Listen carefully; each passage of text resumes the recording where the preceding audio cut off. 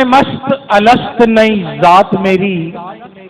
عشق خمار سارا کسے اکھ دائے، سڑیا ہاڑ سا میں کی ورسنا سی، مینوں پتا بھی مول نہ ککھ دائے، پر شہنشاہ ہنجروال دا پیر سجن، پردے میرے مسکین دے کج دائے۔ احباب جی وقار، بلا تاخیر دعوت دوں گا جناب ابو مسعود سید اویس رسول سہروردی، ملتمس ہوں کہ وہ اپنے خیالات کا اظہار فرمائیں۔ نعرہ تکبیر، نعرہ رسالت، نعرہ حیدری، نعرہ تحقیق جاری رہے۔ اللہم صلی علی سیدنا و مولانا محمد وعلی آل سیدنا و مولانا محمد بعدد کل ذرۃ مئات الف الف مرۃ مبارک وسلم۔ اللہ کا کروڑا شکر ہے حضور کے نالین کا صدقہ ایک بار پھر ہم اس عرس کی بابرکت تقریب میں شامل ہیں۔ آپ سب کا تہہ دل سے شکر گزار ہوں کہ آپ نے آج کے اس عرس میں شامل ہو کے اس کو مزید بابرکت بنایا۔ اللہ تعالیٰ آپ سب کی زندگیوں میں برکت عطا فرمائے۔ اور بس چند باتیں کر کے انشاءاللہ آخری نعت کی طرف اور پھر دعا کریں گے۔ ابو جان کے بعد بہت سے معاملات کہنے سننے میں آئے، لیکن تھوڑا سا بس اس لیے بتانا چاہوں گا کہ ہمارے جو سہروردی ہیں ان کی حوصلہ افزائی کے لیے بہت سے معاملات سننے میں بھی آئے اور بہت سے میرے تک ویسے بھی پہنچے، لیکن ایک چیز کا یقین تھا، اللہ اور اس کے رسول اور اس کے بعد اس سلسلے سے جو نسبت جو وابستگی ہے وہ تو اپنی جگہ، لیکن جو ٹیم اور جو سہروردی والد محترم آپ لوگوں کی صورت میں چھوڑ کے گئے، اصل یقین اس پہ تھا کہ جو بھی معاملات آنے والی زندگی میں آئیں گے تو الحمدللہ ایسے محبت کرنے والے اور ایسے پرخلوص ساتھی، ایسے پرخلوص سہروردی موجود ہیں کہ انشاءاللہ کسی قسم کے کوئی معاملات میں کمی یا کسی قسم کی کوئی مشکل درپیش نہیں آئے گی۔ اور الحمدللہ اللہ کا شکر ہے کہ میرا یہ یقین اور یہ اعتماد 110% ٹھیک ہے اور انشاءاللہ آگے بھی ٹھیک رہے گا۔ ہمارے محافل پہ آنے کا ایک مقصد نعت خوانی سارا کچھ الحمدللہ، لیکن جن ہستیوں کے عرس پہ آئے ہیں ان کی زندگی سے کیا اخذ کیا ہم نے اور ان کے معاملات زندگی گزارنے کے کیا تھے، کچھ حصہ ان عرس کی محافل سے اور تقریبات سے ہمیں وہ بھی حاصل کرنا چاہیے اور پھر اپنی زندگیوں میں اس کو عمل کرنا چاہیے ان تعلیمات پہ اور ان معاملات پہ، پھر ہی کامیابی ہے اور پھر ہی ان محافل میں آنے کا اصل فائدہ ہے۔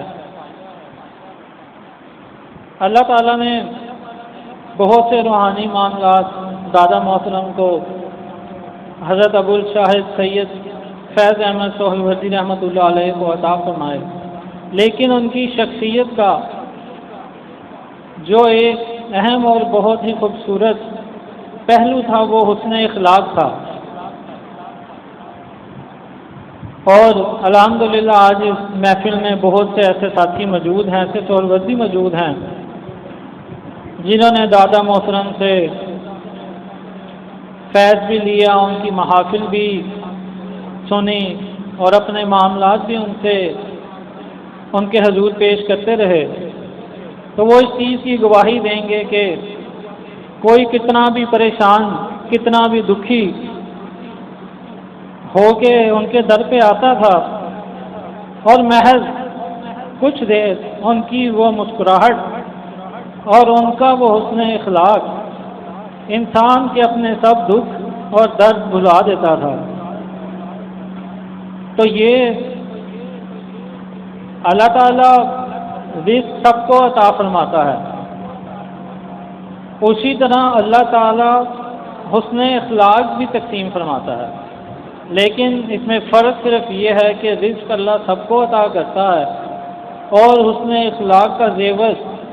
صرف اپنے پسندیدہ لوگوں کو عطا کرتا ہے۔ اور الحمدللہ دادا محترم بھی اللہ کے انہی پسندیدہ بندوں میں سے تھے۔ اور یہ معاملہ کیوں تھے؟ ہمارے بزرگوں کا ہر عمل اللہ اور رسول کی تعلیمات کے عین مطابق تھا۔ اس پہ چند احادیث پیش کروں گا اور انشاءاللہ اپنی حاضری مکمل کروں گا۔ حضرت ابو درداء رضی اللہ عنہ مروی ہیں کہ حضور اکرم صلی اللہ علیہ وآلہ وسلم نے ارشاد فرمایا کہ میزان عمل میں رکھی جانے والی چیزوں میں حسن اخلاق سے زیادہ کوئی چیز گراں بار نہیں، یعنی مفہوم یہ ہے کہ کوئی چیز اس سے بھاری نہیں ہے، اور حسن اخلاق کا مالک اپنے اچھے اخلاق کی بدولت نمازی اور روزے دار کے درجے کو پہنچ جاتا ہے۔ ایک اور حدیث میں حضرت عائشہ رضی اللہ عنہ فرماتی ہیں کہ حضور صلی اللہ علیہ وآلہ وسلم نے فرمایا کہ مکرم اخلاق 10 ہیں، اور ایک وقت میں وہ کسی شخص میں ہوتے ہیں لیکن اس کے بیٹے میں نہیں ہوتے، اور کبھی وہ بیٹے میں ہوتے ہیں لیکن باپ میں نہیں ہوتے، اسی طرح کبھی تو وہ غلام میں ہوتے ہیں لیکن اس کے آقا میں نہیں ہوتے۔ اور اس کی وجہ فرمائی کہ کیونکہ اللہ تعالیٰ جس کو چاہتا ہے یہ سعادت عطا فرماتا ہے۔ اب ایک قاری ہے مسجد کے، اس کے 4 بیٹے ہیں،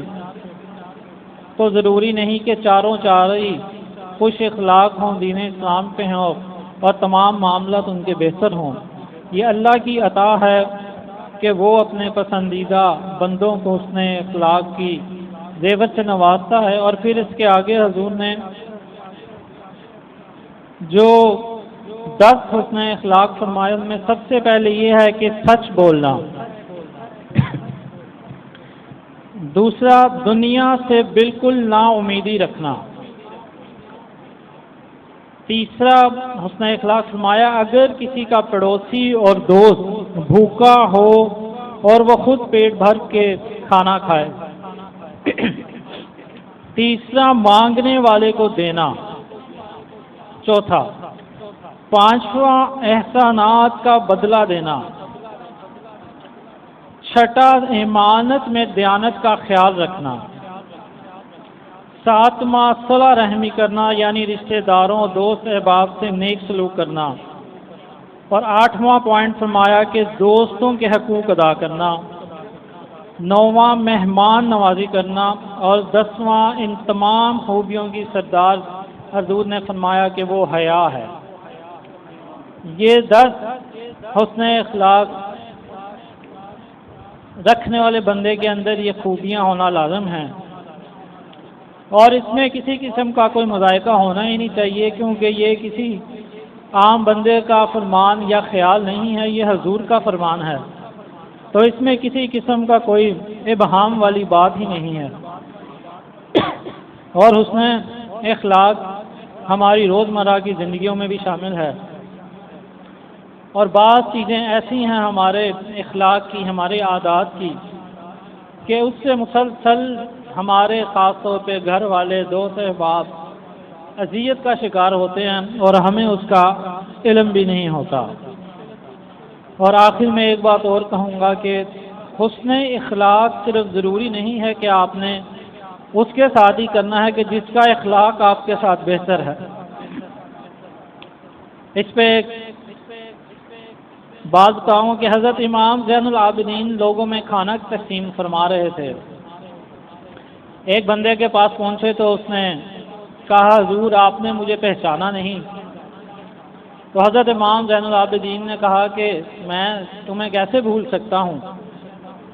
کربلا میں جب ہم قیدی تھے تو تم نے ہمیں پتھر مارے تھے۔ تو اس بندے نے کہا کہ حضور آپ پھر بھی مجھے کھانا دے رہے ہیں۔ تو حضرت امام زین العابدین نے فرمایا کہ تب ہم تیرے در پہ تھے، وہ تیرا سلوک تھا، اور اب تو ہمارے در پہ ہے، یہ آل محمد کا سلوک ہے۔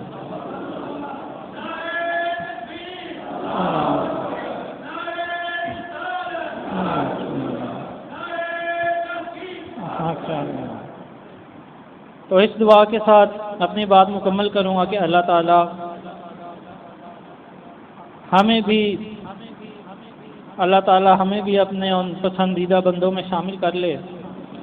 کہ ہمارے اخلاق بھی اللہ اور اس کے رسول کے بتائے ہوئے معاملات کے مطابق ہو جائیں۔ آخر میں بس اپنی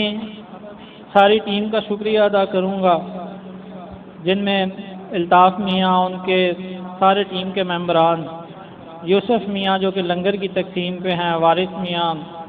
عارف میاں، بہت سے نام ہیں، اور خاص طور پہ شاہد اللہ رکھا اور ذوالفقار میاں جو کہ پچھلے ایک ہفتے سے اس ہنجروال شریف کے گرد و نواح کی صفائی میں مصروف ہیں۔ دربار اور باہر کی ساری صفائی کا ذمہ ان کے ذمہ تھا۔ اللہ تعالیٰ ان تمام ساتھیوں کی زندگی میں، ان کے مال میں، جان میں برکتیں عطا فرمائیں، اور آپ تمام آنے والوں کی زندگی میں برکتیں عطا فرمائے۔ اللہ تعالیٰ سے دعا ہے کہ اللہ تعالیٰ ہمارا یہاں پہ آنا بھی ببرکت ہے اور یہاں سے جانا بھی ببرکت فرمائے۔ آخری نعت کے لیے دعوت دوں گا شہباز قادری صاحب کو کہ آئیں اور اپنے نذرانہ پیش کریں، اس کے بعد انشاءاللہ دعا ہوگی اور پھر لنگر کی تقسیم ہوگی۔